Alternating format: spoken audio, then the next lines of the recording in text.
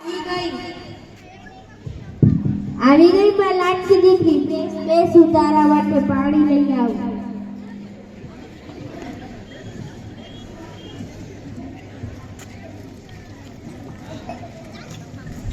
કેમ થઈ તબિયત તો બરાબર છે? હા મમ્મી, પપ્પા ક્યાં ગયા છે? એ વાડીએ ગયા છે. શું આવ્યું છે? ઘઉં આવ્યા છે. કેવા છે ઘઉં? સારા છે. ભાઈ ભાભી ક્યાં ગયા છે? એ ફરવા ગયા છે. ક્યાં ફરવા ગયા છે? દ્વારકા. મારે પણ જાઉં તો પણ તમારા જમાઈ લઈ જાય તો ને? તો જમાઈને કહેવાય લઈ જાય. હું શું કરું? પોતે ફરી આવ્યા, મને ક્યાંય નથી લઈ જતા. તો જમાઈને કહેવાય લઈ જાય. કેમ જમાઈ બરાબર રીતે ચાલે છે ને? ના ના, ક્યારેક ક્યારેક બગડે છે તો હું પણ સામે બગડું. એવું જ કરવું જોઈએ. તારી આગળ બધા પાણી ભરવા જાવ જોઈએ, સમજી દે. હા મમ્મી, હવે હું ઘરે જઈને ફોન કરું.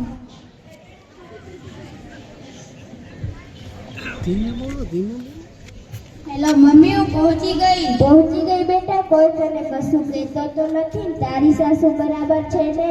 હા હા, પણ એ પણ મારી સામે ક્યારેક ક્યારેક બોલે છે તો મને સારું નથી લાગતું. તો આવતી રે માવતરે, એમાં શું? હું ક્યાં તને કઈ કહું છું? તારું હયું તો બરાબર રીતે છે ને? જમાજી સામે ના બોલો, નકા હું જતી રહીશ મારા પિયરે. મારે અહીંયા નથી રહેવું. બેટા ચા મૂકી આવ ને. હું અહીંયા કામ કરવાની છે, કાં તમે કરો અથવા નોકર રાખી લે. હું તો આપણી થેલો. બેટા એવું ના કર બેટા.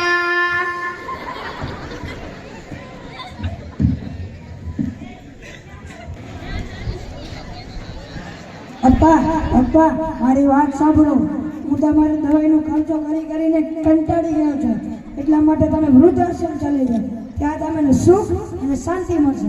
ત્યાં મને પણ શાંતિ મળશે. જો દીકરા, તું પહેલા મારી વાત સાંભળ. ત્યાં મને તારા વગર જરાય નહીં ગમે. મને તમારો ગમશે, કારણ કે મારી વાઈફને તમારી ખરાબ આદત બિલકુલ ગમતી નથી.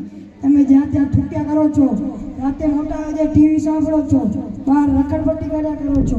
અમે બોલાવવા આવી, તમે આવતા નથી. મારા છોકરાને તમે રમાડતા પણ નથી. જો દીકરા, હું દરરોજ ખેતીવાડી કરીને આવું છું, એટલે મારા તળા પણ બહુ દુખી છે અને તારા છોકરાને ઉપાડી પણ ના શકું. અને દીકરા, હું તો જો યુવાન નથી રહ્યો, વૃદ્ધ થઈ ગયો છું.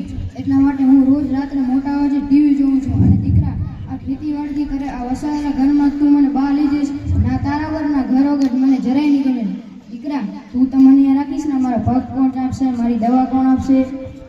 મને પગ ચાપતા અને દવા દેતા નથી આવડતું. દીકરા, હું તને ચોકલેટ અને બિસ્કિટ બધું જ લઈ દઈશ.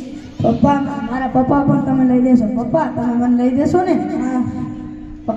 પપ્પા, તમે દાદાને ક્યારે મૂકવા જાઓ છો? હમણાં. ચાલો પપ્પા, તમારો થેલો ક્યારનો તૈયાર પડ્યો છે. હે, થેલો લાવતા સાંભળ્યું કે નહીં?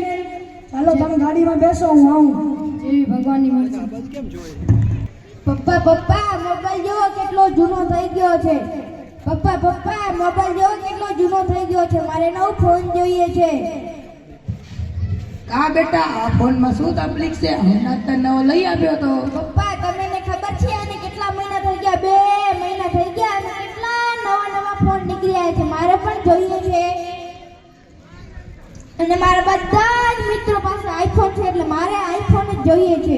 મારી પાસે એટલા પૈસા નથી કે હું તને આઈફોન લઈ આપી શકું.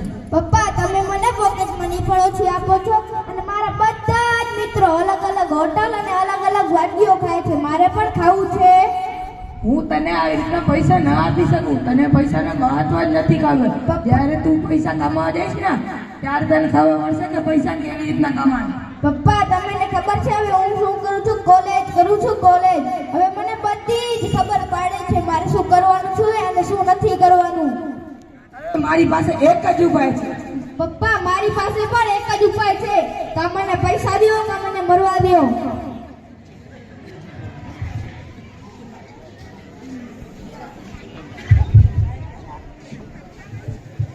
માર.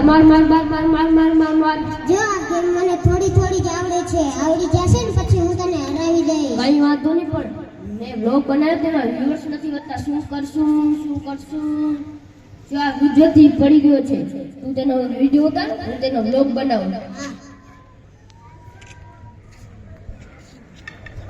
Hello guys, back to my new vlog. तो आप देख सकते हैं कि रुद्र व्यक्ति गिर गया और उसके सिर में से काफी चोट लगी है। और खून भी बह रहा, आसपास में कोई व्यक्ति नहीं है जो इसकी मदद कर सके और उसको अस्पताल ले चले। उसके पैर में भी काफी चोट लगी है। हम इधर से जा रहे थे, वह वृद्ध गिर गया है। तो आपको मेरा ब्लॉग अच्छा लगे तो लाइक, शेयर एंड सब्सक्राइब करना। Bye bye.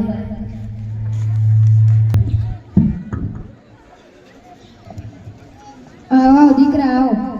બોલો પપ્પા, હમણાં તમારા માટે પાણી લઈ આવું.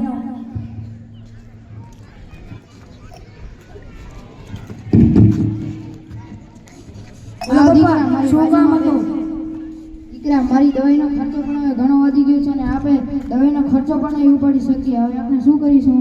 આપણી પાસે ખેતરગાર છે ને, એમાંથી 2 એકર વેચી તમારી દવાઈનો ખર્ચો હું કાઢી લઈશ. દીકરા આનો શું થશે પાછળ? આને તો આપણે મોટો કરવો પડશે ને. એની તમે ચિંતા ના કરો. કારણ કે મારો છોકરો બહુ હોશિયાર છે. એ પોતાના પગે ઊભો કરી અને પોતાનો ધંધો કરી લેશે. એના શિક્ષક કહે છે કે મોટો થઈને એક બિઝનેસમેન બનશે. દાદા, તમે મને છોડીને ક્યાંય નહીં જાઓ ને? ના દીકરા, હું તને છોડીને ક્યાંય નહીં જાઉં. પપ્પા તમે આવી ગયા, બેસો, હું તમારા માટે પાણી લઈ આવું.